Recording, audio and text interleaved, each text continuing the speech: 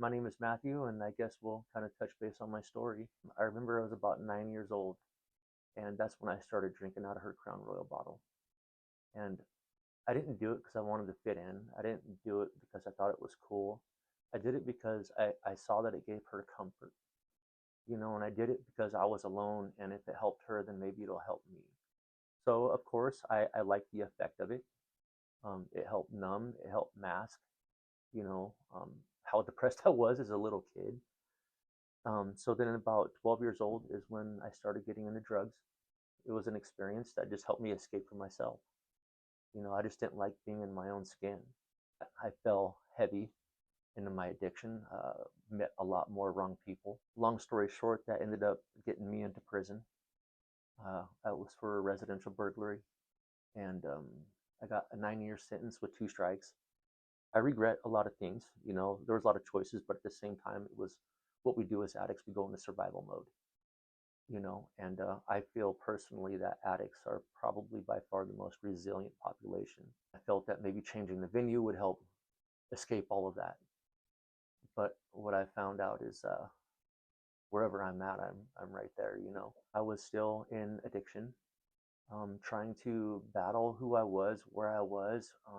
Didn't know how to identify exactly how I felt. I didn't know how to express what was going on inside of me. I felt that I wasn't good enough, and you start to get that disconnection, and to feel like people just don't understand you.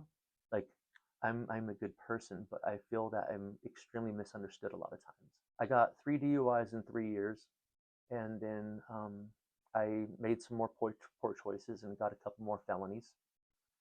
And through that journey, I got heavier into mushrooms and heroin. I don't feel that I've ever been in such a place to where it was dark. There was nothing else that I wanted to do but to just end my life.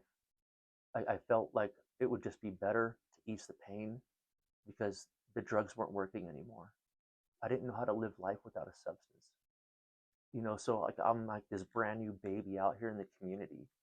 You know what I mean? And I don't know really what I'm doing. I never saw like healthy communication or healthy conflict resolution. Like I didn't know what that looked like. You know what I mean? So then I had this like this guilt, from making all these poor choices, but with the understanding that I can correct my behavior, but then the shame kicks in because like for me, shame is when I cross my personal boundaries. Like so guilt is like I made a mistake and shame is I am the mistake. There was nothing that I wanted to do more than to stop using. But I didn't have the ability. I didn't know how. I didn't know where to start. Because every time I thought about everything that I had been through and what I wanted to work through, I didn't know how to get through it. It wasn't until recovery to where I actually got uh, involved and engaged. Like when you start talking about things and letting it all out, like it's almost like a freeing feeling. Towards the very end, I remember I had a needle and I just, it wasn't working and I was trying for about an hour and a half, about an hour. And I remember I was in the back seat of a spray painted vehicle. And I remember I started crying because I hated everything that I was doing, hated everything that I'd become, but I didn't know how I couldn't stop. I just could not stop. And I remember I threw the needle down and I remember that I wanted to take my own life, but I didn't have the guts to do that either. And I remember I started crying even harder. And I remember because I was sitting in the middle of that back seat, and as I looked forward on that dark night, I remember seeing myself in that rearview mirror. And I remember crying, staring at myself, begging for the strength to carry on for another day that I did not want to see. You can maintain a why, you can endure almost any how. So for me, that made sense because if I create a purpose, then I can go through what I need to go through to get to that purpose. You know what I mean? So for me, I set, right after reading those books, I set goals. Within 12 months, I want to stay clean, I want to have stable housing, and I want to work at Rimrock.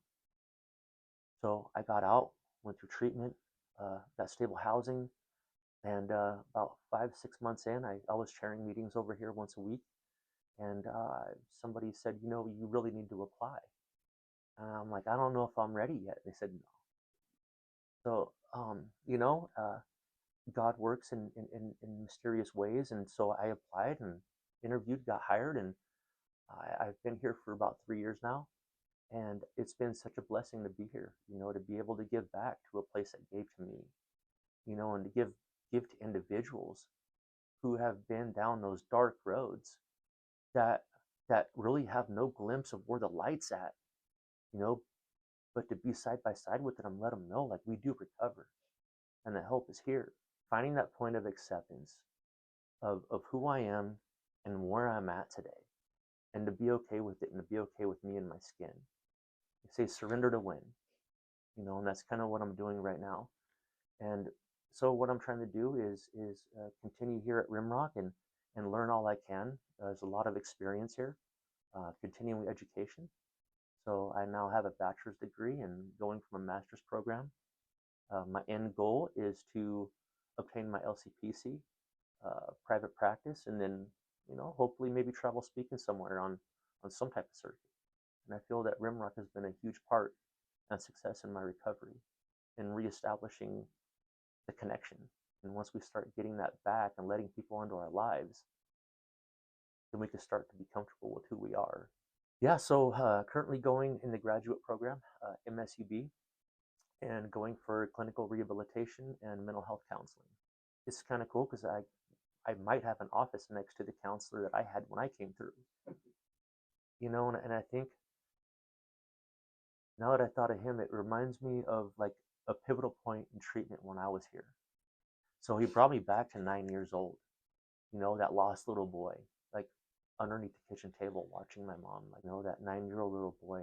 And I learned going through individual therapy, EMDR, and everything that I'm trying to do to help myself.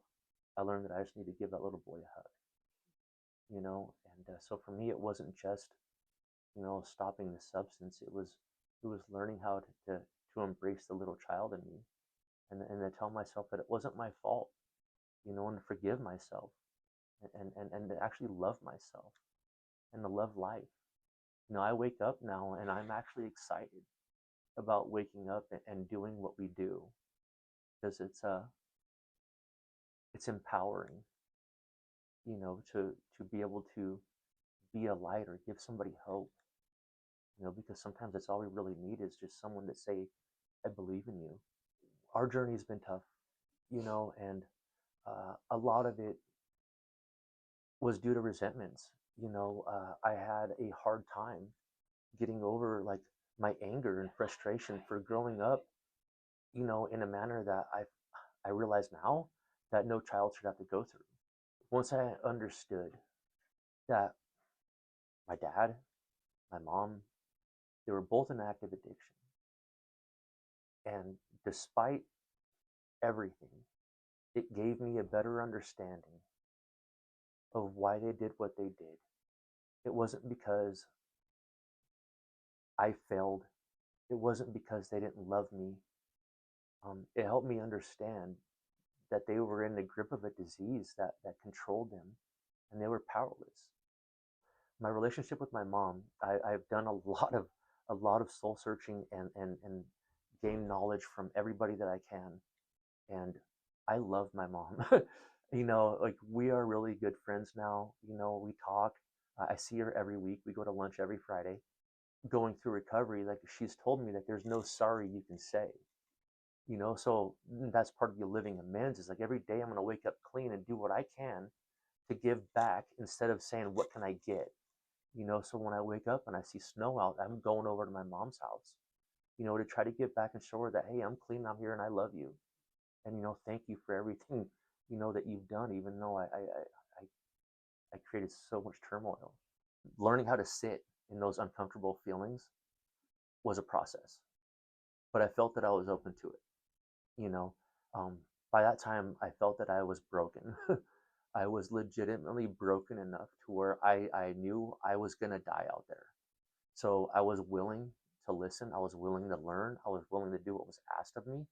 And even today, I still do what's suggested of me, whether it's from, coworkers, or whether it's a sponsor, or whether it's a friend. It just says, hey, Matt, like I'm willing to take suggestions. and that was a huge step, and that was a starting point when I came through here. Um, it was emotional, um, talking about things. Family Week was really emotional, um, but I feel that Family Week here was probably the best platform that I could ever had those beginning conversations. For me, being here put things into perspective, put things in priority, and just helped me get a sense of myself back. Once I got out, then we continued with the aftercare, and I like that because that was a sense of being out in the community, but coming back into the outpatient treatment, which you have a sense of community in those groups where you socialize with people again, and you start to realize that maybe I'm not that alone. Maybe I'm not that unique. Like they've been through almost everything that I've been through, and you start to get that commonality and you start to get that trust amongst each other. For me, it was a great starting point that gave me the tools and the power I needed to get going.